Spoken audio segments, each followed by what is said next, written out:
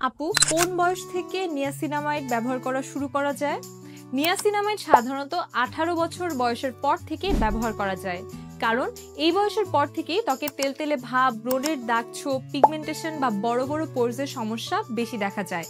তবে নিরাপদ দিক থেকে বললে এটি এমন একটি উপাদান যা কিশোর বয়স অর্থাৎ 16 থেকে 17 বছর থেকে হালকা কনসেন্ট্রেশনে যেমন 2 থেকে 5% ব্যবহার করা যায়, বিশেষ করে যদি ব্রণ বা অতিরিক্ত তেলের সমস্যা থেকে থাকে। সহজভাবে বললে 16 থেকে 17 বছরে হালকা ব্রণ বা অয়েল কন্ট্রোলের জন্য 2 থেকে 5% কনসেন্ট্রেশন ব্যবহার করা যেতে পারে, আর 18+ হলে দাগ, পিগমেন্টেশন, পোরস ও অ্যান্টি এজিং কেয়ারের জন্য 5 to 10% কনসেন্ট্রেশনে ব্যবহার করতে পারেন।